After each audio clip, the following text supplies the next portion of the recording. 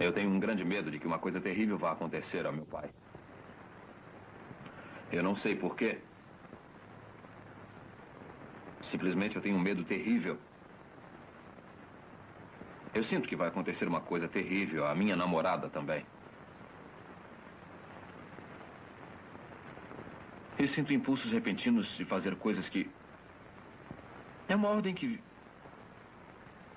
vem de dentro de mim, que exige que eu faça coisas... Que espécie de coisas? É uma ordem para eu cortar minha garganta com uma navalha. Eu sei que isso é uma loucura. E aí faço alguma coisa que me impeça de agir assim. Paguei minha vida tentando lutar contra essas ideias. Por isso, só há pouco tempo eu terminei o meu curso de Direito. Eu tenho 29 anos. E estudei durante 9 anos. Bernard Archer e Edward Fox em O Homem-Rato. Nas vozes de Enio Santos e André Filho. Pesquisa de um caso de neurose obsessiva, conduzida pelo Dr. Sigmund Freud. Versão brasileira, Tecnissom, Rio de Janeiro.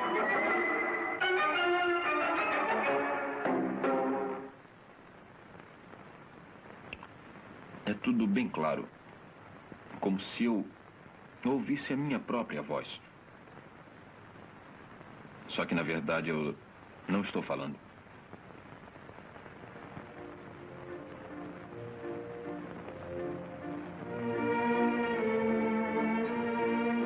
Viena, 1906. Capital do Império Austro-Húngaro. A tradicional cidade de Strauss, mulheres bonitas, aristocratas e soldados.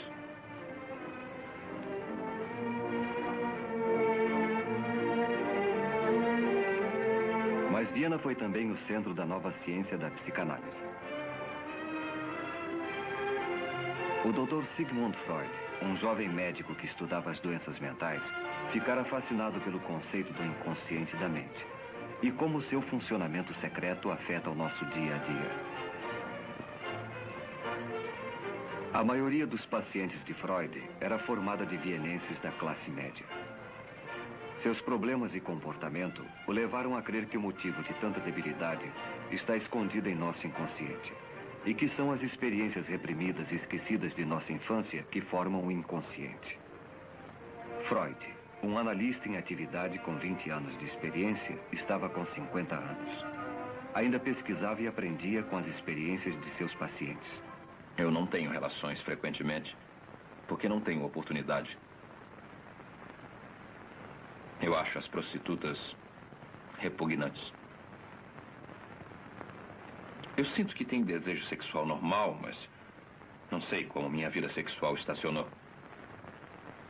Eu posso lhe perguntar, que idade tinha quando teve a sua primeira relação? 26 anos. Há quanto tempo sofre com essas ideias, sua obsessão? Desde que eu era bem menino. Mas principalmente nesses últimos 4 anos. E o que o fez vir me consultar? Eu ouvi falar do senhor. Foi por isso que vim vê-lo. O paciente era advogado e oficial da reserva do exército austríaco. Embora Freud ainda não tivesse percebido, o homem estava a ponto de sofrer um completo colapso mental. As repetidas ordens que ele dizia receber, seguidas de tentativas para evitá-las, tinham reduzido sua vida a uma série de rituais sem sentido. A visita a Freud foi uma tentativa desesperada de achar a cura. Vamos deixar que o senhor pense no assunto. Amanhã poderá me dar a sua resposta.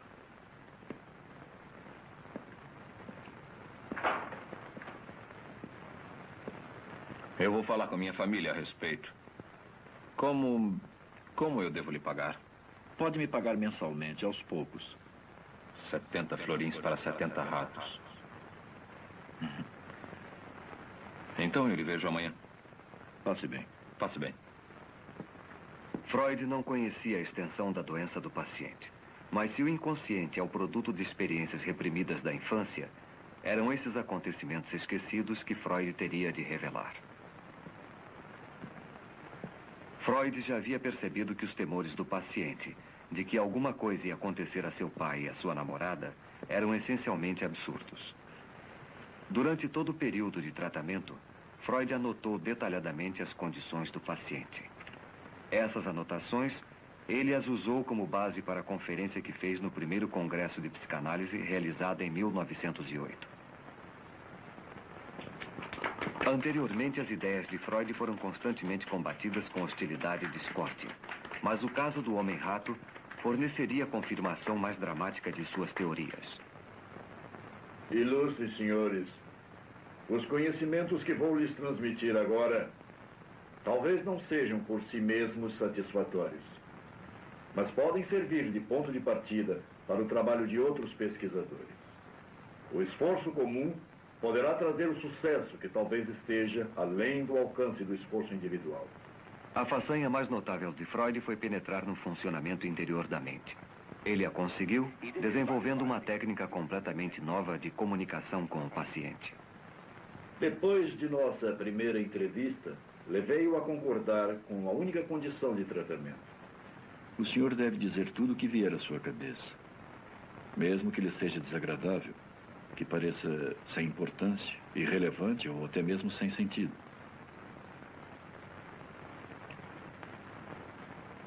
Eu sempre fui atormentado por impulsos criminosos. Eu costumava perguntar aos meus amigos, e ainda pergunto, se eles me desprezam por ser criminoso. Eles me dizem que desde que eu era pequeno, eu sempre encarei a vida de modo negativo. Eu não sei porquê. Eu era feliz. Eu era muito amigo do meu pai. Sempre fui, toda a vida. Costumávamos conversar um com o outro sobre tudo. Menos sobre uma coisa. Nós tínhamos em casa uma jovem governanta chamada Senhorita Peter.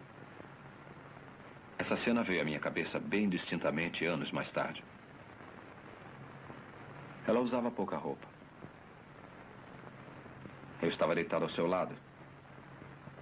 Então pedi que ela me deixasse tocá-la. Ela disse que eu podia, sim. Desde que não contasse aquilo para ninguém. Usava muito pouca roupa. E seu corpo me deu a impressão de ser muito estranho. Permitiu que eu tomasse algumas liberdades com ela. E isso me deixou com um desejo atormentador de contemplar o corpo feminino. Eu me lembro de mais coisas que aconteceram depois dos 6 anos. Eu ainda consigo me lembrar com uma intensa excitação. Nós tivemos outra governanta, que também era jovem e muito bonita. Ela costumava tirar a roupa e ficar se admirando no espelho.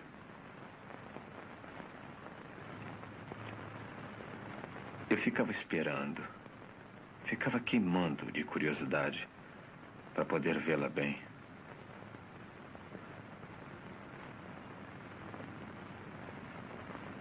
Quando eu tinha 6 anos, já ocorriam comigo as ereções. Eu tenho a sensação de que havia alguma ligação entre elas e a minha curiosidade. E eu tinha a mórbida impressão de que meus pais sabiam o que eu estava pensando. Mas tinha um pressentimento de que, tendo esses pensamentos, alguma coisa terrível iria acontecer. E eu devia fazer tudo o que pudesse para evitar que ela acontecesse.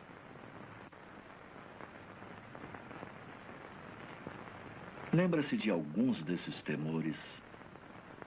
Mesmo quando eu era jovem, eu não conseguia evitar de pensar na morte de meu pai. E isso me deixava muito nervoso. Agora eu ainda tenho esses temores. Temor de que aconteça alguma coisa ao meu pai.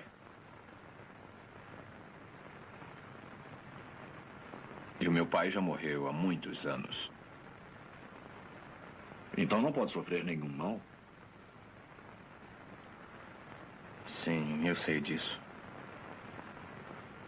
Mas eu ainda sinto muito medo por ele. Ele criou uma neurose obsessiva baseada em suas experiências sexuais da infância. Isso produziu um conflito em sua mente. Lado a lado com um desejo obsessivo de ver o corpo da jovem, havia um medo obsessivo de que o pai morresse.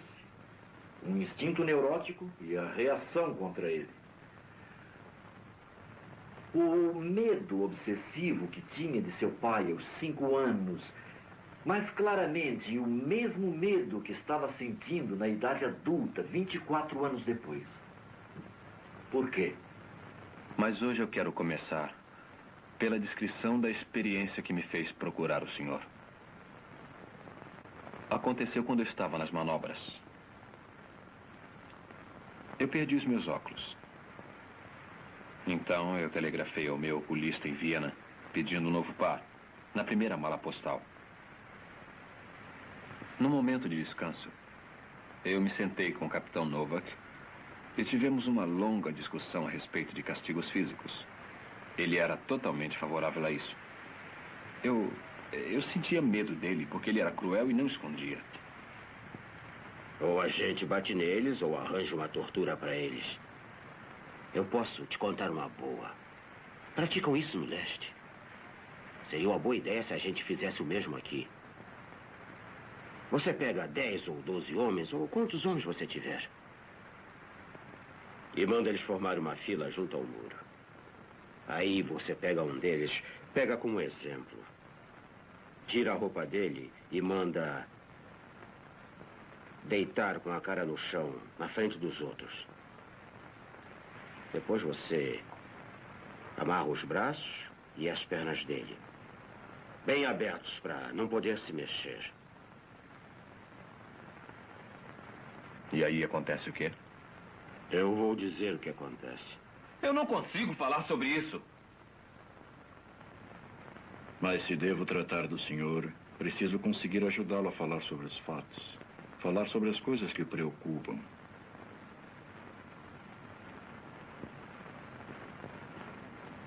O prisioneiro foi trespassado.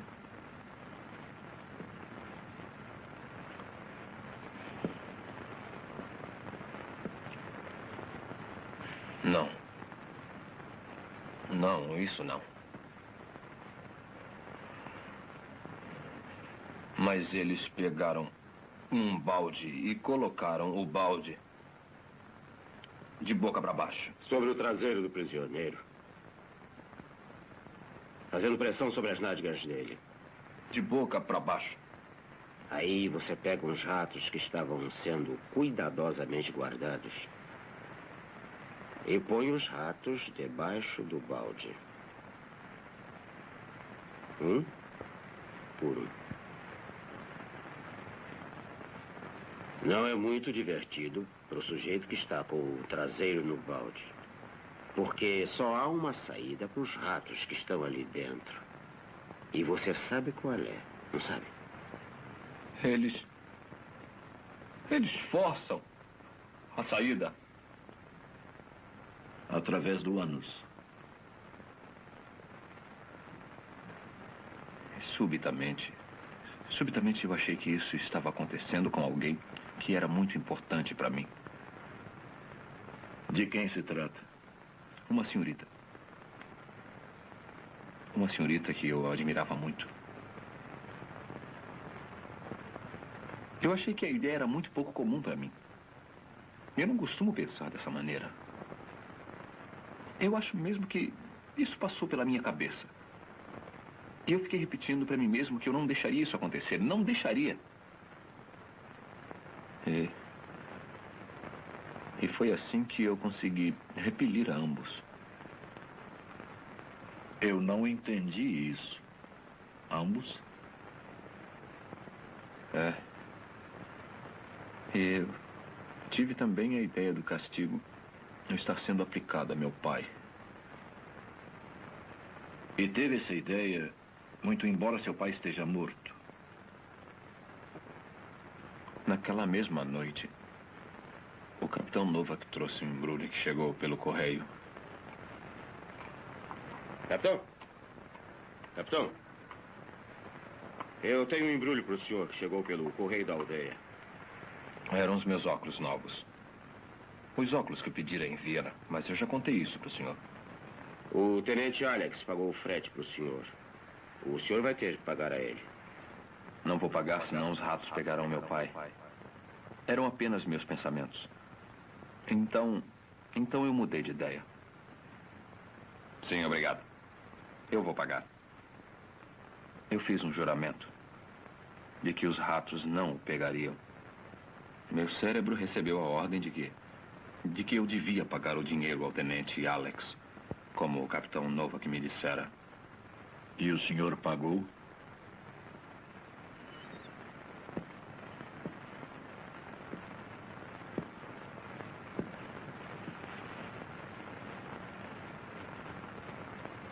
Naquele dia, e nos 2 dias seguintes, eu tentei pagar o dinheiro. Eu não consegui encontrá-lo. Depois eu encontrei e fui para pagar, mas ele recusou. Disse que não estava mais trabalhando no posto dos Correios e que não havia pago o frete. Ele tinha sido pago pelo tenente Brown. Eu não consegui cumprir o meu juramento. Eu não consegui cumprir o meu juramento, capitão. Eu não consegui cumprir. E o que foi que o senhor fez? Eu fiz um plano.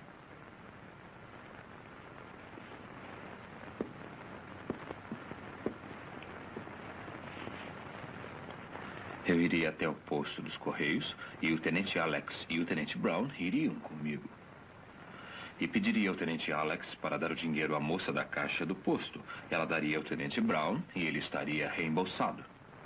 Aí eu mesmo pagaria ao tenente Alex e não deveria mais nada a ele. Cumpriria o meu juramento e salvaria meu pai dos ratos.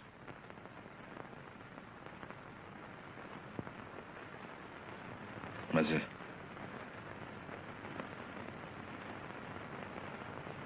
eu fui covarde.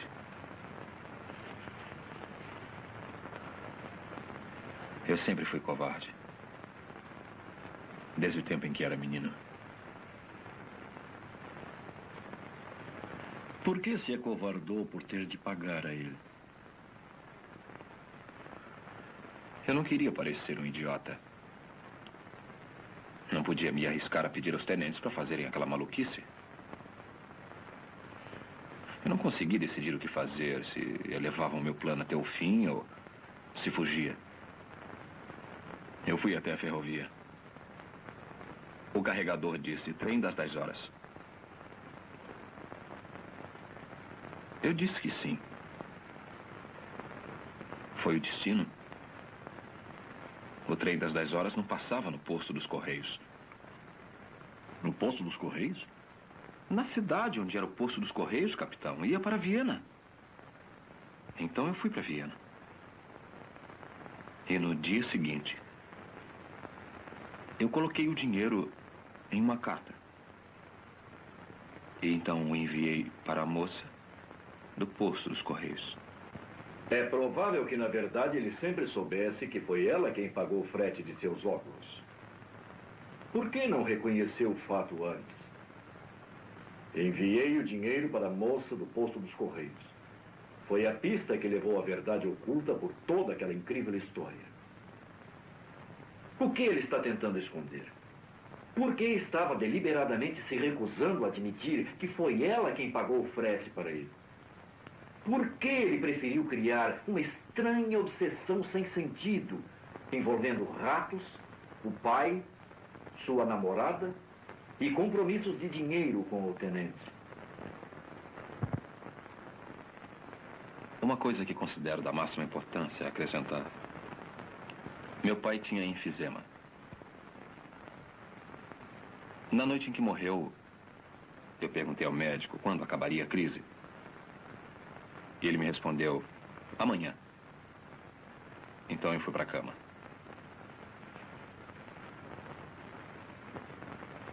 Meu pai morreu naquela noite.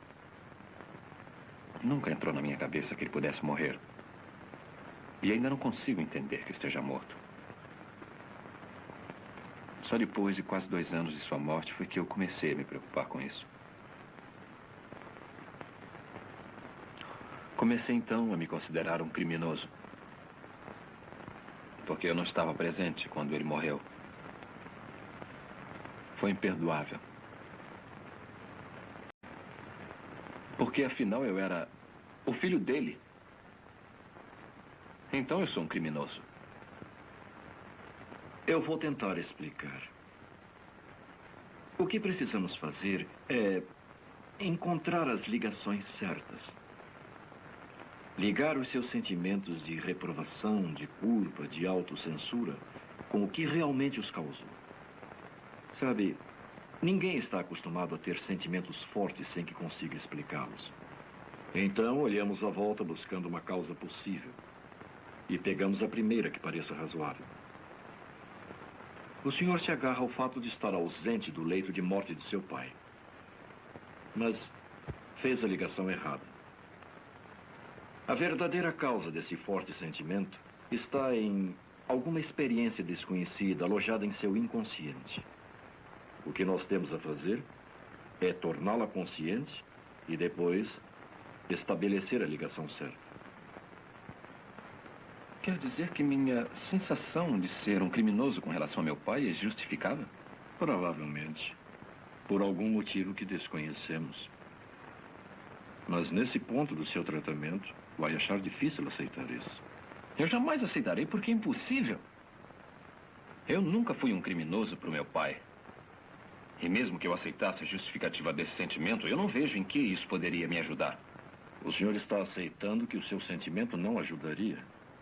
Mas ele pode ajudá-lo a lembrar-se dos acontecimentos que deram origem a ele. E que ainda estão ocultos em seu inconsciente. Eu gostaria de falar sobre meu pai. Eu tenho umas fotografias dele. Eu sempre trago comigo.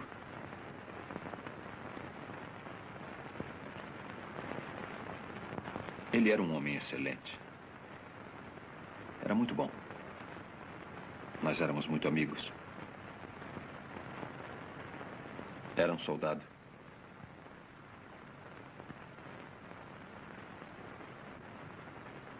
Isto é apenas um pensamento isolado, sem nenhum significado.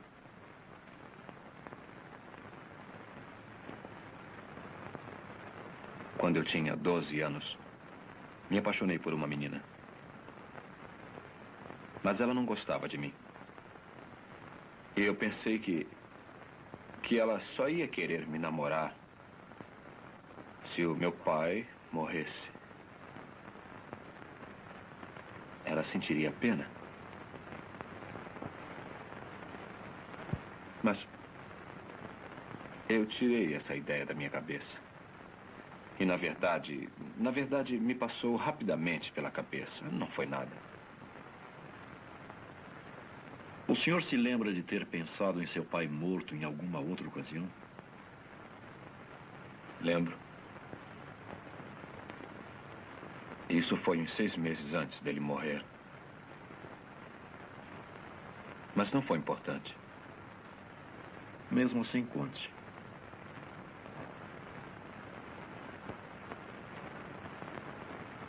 Prefiro não pensar nisso.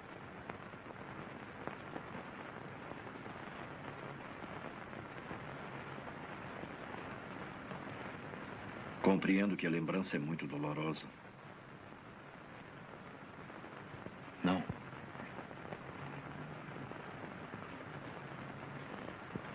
Eu não consigo me lembrar.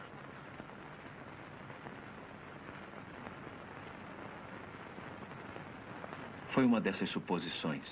É que, se ele morresse, eu teria dinheiro para me casar. Mas eu afastei do pensamento. Mas se ele tivesse morrido, teria sido uma vantagem para o senhor. Mas eu não queria. Mas teria sido uma vantagem, não teria? Teria. Eu ainda estava muito apaixonado por ela na ocasião. Eu já a conhecia há mais de 10 anos. Eu me lembro. Tive esse mesmo pensamento na véspera dele morrer. O pensamento me apavorou. Eu não queria, nunca, a morte dele. Mas o senhor queria inconscientemente. Sabe, todo temor é um desejo reprimido. Desejou que seu pai morresse e sentiu-se ansioso, com medo, culpado. Por isso tenho de acreditar no oposto do que está dizendo. Eu teria desistido de tudo para salvá-lo. Esse amor tão intenso é o que está suprimindo o seu ódio. Eu desisti da felicidade. 3 vezes desde o tempo em que era menino, desejou que seu pai morresse para que pudesse ter dinheiro e casar com a jovem que amava. Eu a amo. Mas eu nunca a desejei sensualmente, da mesma maneira que era excitado pela minha governanta quando eu era um menino. Os seus desejos sexuais normais foram inibidos pelas suas experiências da infância. E considera o seu pai um empecilho entre o senhor e o objeto de seus desejos sensuais. E o senhor o odiava por isso, desde quando era criança. Está enganado. Eu o amava. Eu o amava. Eu acho que devia ser fuzilado. Por que eu devo viver quando ele morreu? O senhor reprimiu o seu ódio e o enterrou antes dos 6 anos.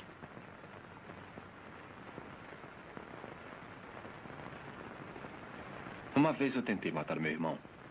Nós éramos meninos. Eu carreguei a minha espingarda de brinquedo com uma vara. Depois eu disse para ele que se ele olhasse para dentro do cano, ele ia ver uma coisa. E puxei o gatilho.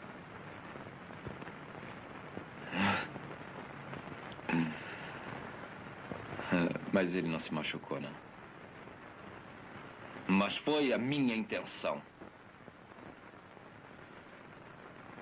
Eu fiz isso. Diz minha memória. Você não pode ter feito isso. Diz o meu orgulho. Mas você fez isso. Diz a minha memória. 18 de março de 1908. Freud estava tratando do paciente há 5 meses. O paciente está caminhando lentamente para um reconhecimento de sua hostilidade contra o pai. Ele negou a hostilidade, mas lembra-se de ter sentido hostilidade também ao irmão de quem gostava. A mesma hostilidade está também presente na atitude dirigida à sua namorada.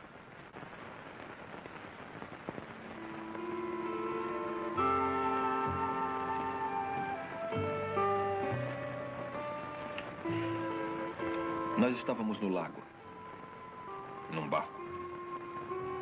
Ela adorava andar de barco. Mas eu temia que ela se resfriasse. Ela não usava roupas próprias para andar de barco. Então eu pedi a ela para colocar o meu chapéu. Ela recusou. Disse que ia ser uma bobagem. Mas eu forcei. Olha, vai chover. Eu acho que não. Vai, você vai se molhar. Você devia estar usando uma proteção. Não, eu estou perfeitamente bem. Pode deixar, Paul. Ponha o meu chapéu para você não se molhar. Não, eu estou bem, Paul. Ponha o meu chapéu. Que bobagem. Ponha o chapéu. Não. Ponha o chapéu. Não. Ponha o chapéu. Não. Ponha o chapéu. Não ponho. Ponha o chapéu. Não. Ponha o chapéu. Ponha o chapéu.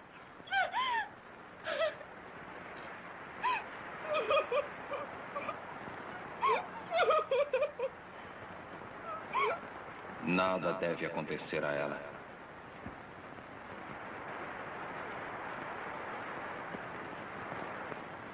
Nada deve acontecer a ela.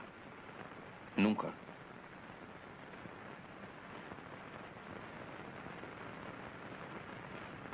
Eu estava esperando por ela.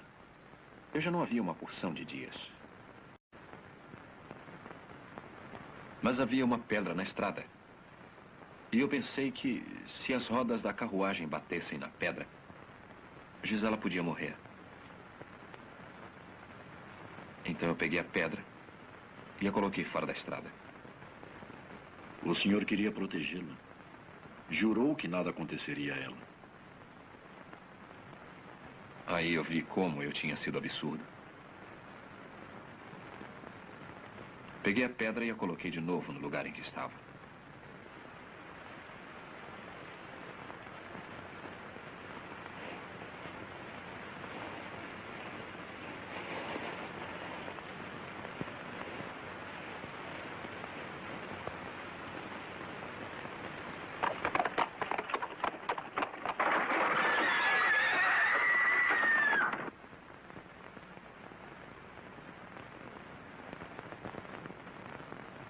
Queria que ela vivesse, queria que morresse. O desejo de causar mal, o desejo de proteger. Esses são os componentes na batalha entre o amor e o ódio. Nada deve acontecer a ela.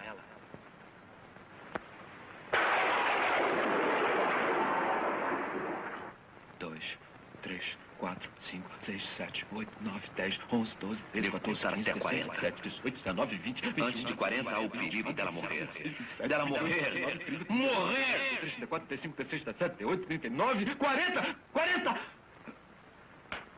40! 40!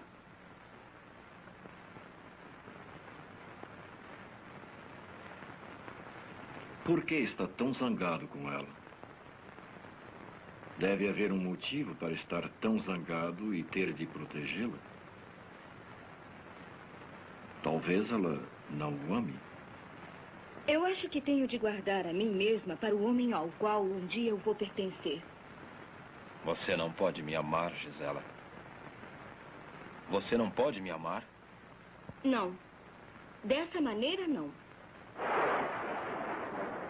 Eu te odeio, Gisela. Olha, vai chover. Ponha o meu chapéu. Não, Paul. A obsessão do paciente exibe um irresistível antagonismo que ficou demonstrado em sua atitude de superproteção. Ele tirou a pedra da estrada para salvar a vida da moça, mas a recolocou, o que voltou a expor a moça ao perigo. Bom Deus, proteja meu pai e Gisela. Amém. Bom Deus, por favor, não proteja. Deus, proteja meu pai e Gisela. Amém.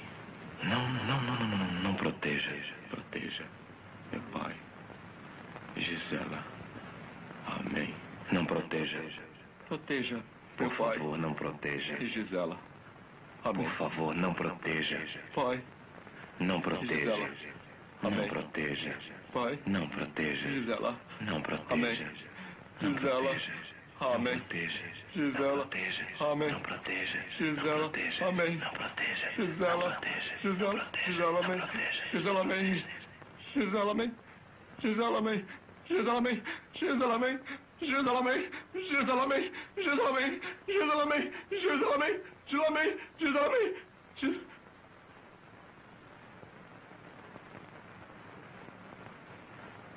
Em suas orações, ele tentou afastar o que considerou ser o seu pensamento mau, luxurioso para com Gisela. Uma oração de proteção para Gisela. Ele repetia tão depressa que nenhum mau pensamento poderia interferir. Mais tipicamente, a palavra proteção é que continha verdade, aquilo que devia ser afastado. A palavra Gisela mesmo formada pelas duas palavras, o nome da moça, Gisela, e amém. Repetindo seguidamente, muito depressa, tornaram-se Giselamen, Giselamen, Giselamen, Gisela Semen.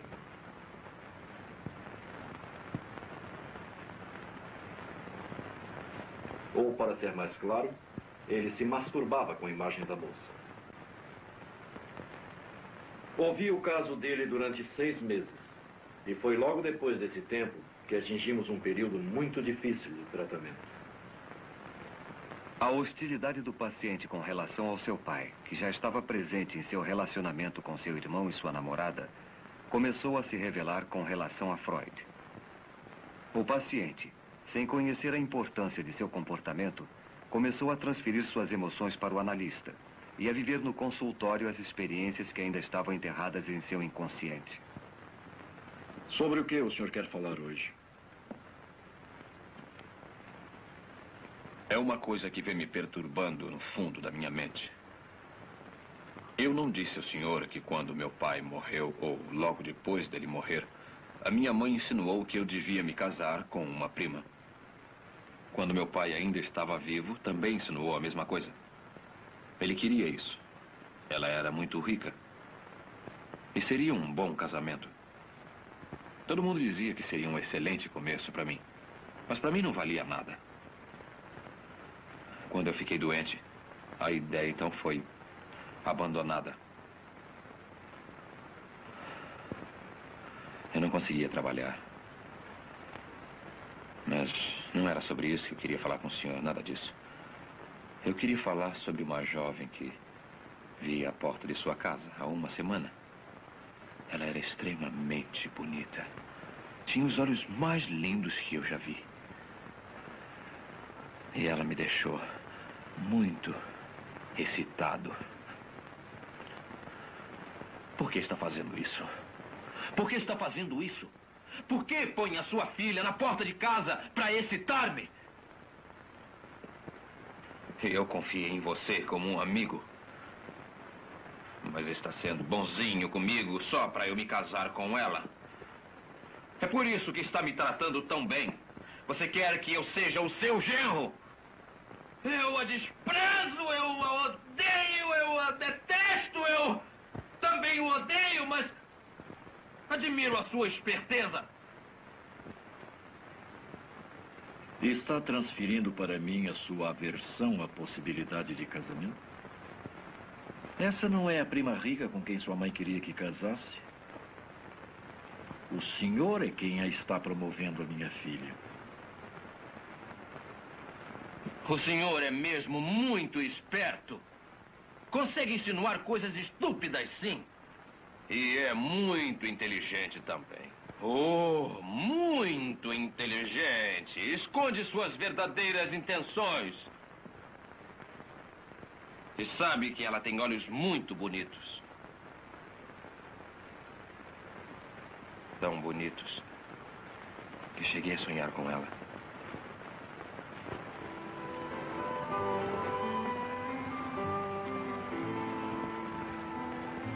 Freud atribuía grande importância aos sonhos, como sendo um meio de revelar o inconsciente. Porque ao dormirmos, o nosso consciente está desprevenido. As ações em nossos sonhos, interpretadas corretamente, dão uma clara indicação dos desejos reprimidos e ansiedades alojados em nosso inconsciente.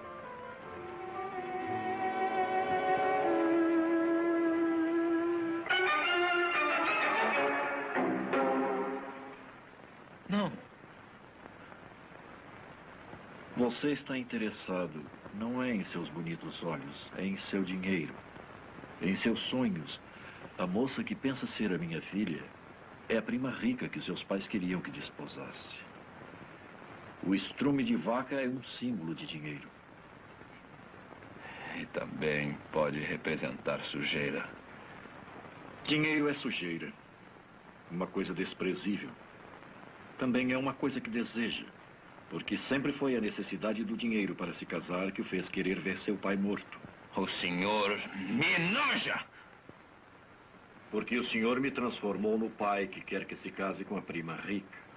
Está zangado por isso.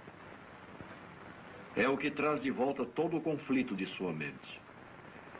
Devia permanecer fiel a Gisela, a moça quem amou, ou devia se casar com a prima rica, como seu pai queria?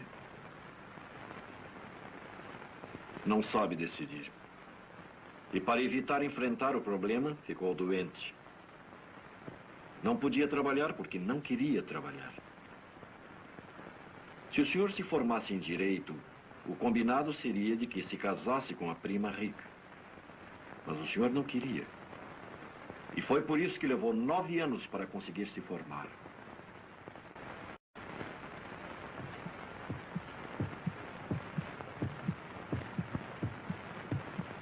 Depois que meu pai morreu, eu trabalhei. Trabalhei muito, mesmo encontrando dificuldade. Eu queria trabalhar para poder me casar. E trabalhava até tarde da noite. Exatamente à meia-noite, eu abri a porta do meu gabinete para que meu pai entrasse. Mas ele nunca entrou. Aí então eu fiz uma coisa louca. Tirei a minha roupa. Examinei as minhas partes íntimas no espelho. São os dois lados do seu relacionamento inconsciente entre o amor e o ódio, expressos em um ato obsessivo isolado. Queria agradar seu pai trabalhando muito, para que pudesse se casar com a moça rica, mas ao mesmo tempo ser descoberto desafiando seu pai, masturbando-se mentalmente, como fazia quando era criança. Por essa época, eu nem me lembro quando foi, minha mãe que me disse. Meu pai foi até o meu quarto e me bateu por eu fazer uma travessura qualquer.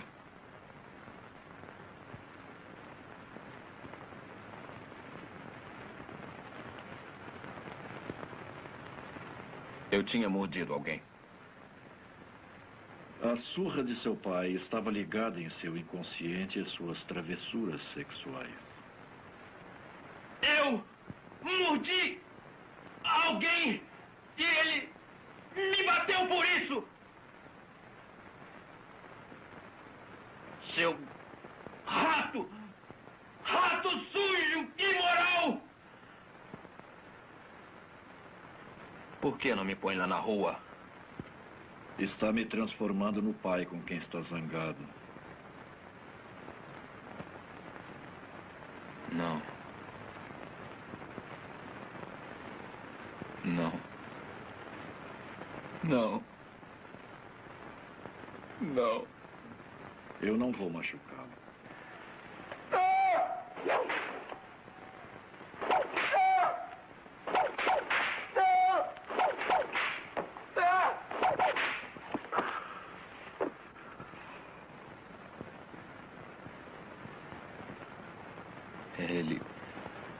Ele bateu tão forte.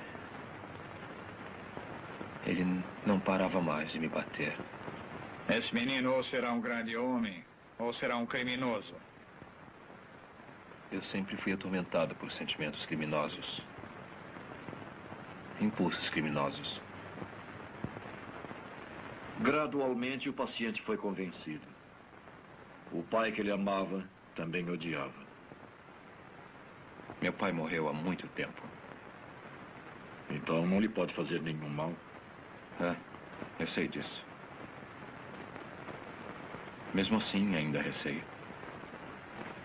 Ele reprimira seu ódio aos 6 anos de idade. E esse ódio apenas apareceu como culpa, aparentemente sem motivo, e uma neurose obsessiva.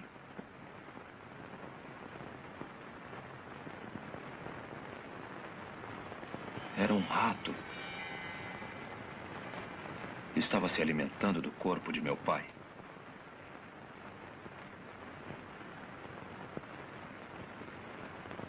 O tratamento chegara ao seu ponto de retorno. O caminho estava livre para a solução da imagem do rato. Tendo aceito, depois de uma luta de 10 meses, a relação de amor e ódio com seu pai, ele estava apto a me contar coisas que eu pude refazer e explicar os motivos das histórias sobre os ratos. A história de ratos do capitão tornou-se o ponto central de referência para uma série de associações retrocedendo até a sua infância. E ratos adquirem uma série de significados simbólicos. Foi arranjar dinheiro para poder se casar. O motivo de querer ver seu pai morto. Dinheiro é sujeira. Uma coisa desprezível. E ratos são a mesma coisa. Tantos florins por tantos ratos. Quando eu era menino, eu vi ratos serem mortos com pauladas.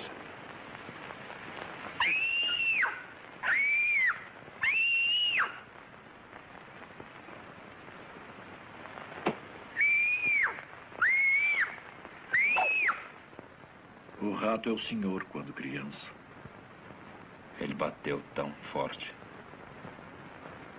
Não parava mais de me bater. Lembra-se por que ele lhe bateu?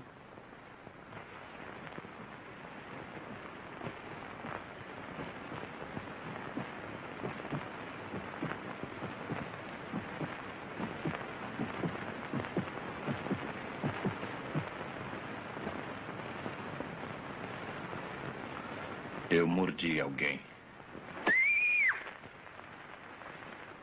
Ele não parava mais de me bater. Assim, no rato, o paciente viu uma imagem viva de si mesmo. A crueldade do capitão Novak e seu amor ao castigo corporal também lembraram inconscientemente as surras da sua infância. Em seus delírios obsessivos, o paciente imediatamente ficava hostil com seu pai. A tortura do rato devia ser aplicada a seu pai, mas ele o amava e, para protegê-lo, fez um juramento. Eu preciso devolver o dinheiro ao tenente Alex. Senão os ratos vão pegar o meu pai. Esta foi uma promessa que não pôde manter, porque sabia que, na verdade, devia o dinheiro à moça dos Correios. No dia seguinte, enviei o dinheiro para a moça do posto dos Correios. Ela sabia que nós nos gostávamos. Foi por isso que ela pagou o frete para mim. Por que o senhor não foi diretamente ao posto dos Correios e pagou ela, pessoalmente? Porque estava com medo. Estava interessado nessa moça. Gostava dela. Pensou em dormir com ela. E se dormisse, seria infiel à moça a quem amava, Gisela. Mas desistindo de Gisela, estaria agradando a seu pai, que, embora estivesse morto, queria que se casasse com a prima rica. Inconscientemente, o senhor suprimiu o fato de que devia dinheiro à moça dos Correios, porque lembrava conflitos que eram muito penosos para serem lembrados. Conflitos que o fizeram em pedaços desde o começo de sua doença. Não sabia se continuava a obedecer seu pai ou se devia se manter fiel à mulher que tanto amava.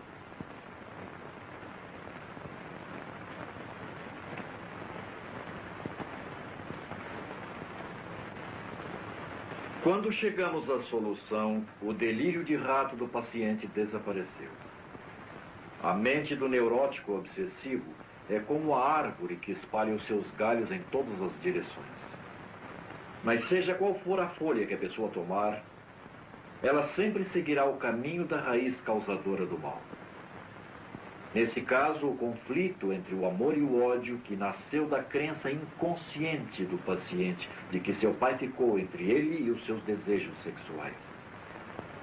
Mas, quando o ódio reprimido por seu pai foi revelado, o conflito entre o amor e o ódio ficou resolvido e a importância de sua personalidade normal foi restabelecida. O tratamento do homem-rato levou 11 meses. A cura foi completa. Não houve recaídas. O próprio Freud e seus colegas reconheceram o caso como um grande avanço. Provou a existência da sexualidade infantil. Mostrou a ocorrência de experiências precoces da infância e a influência no futuro dessas experiências ocultas em nosso inconsciente.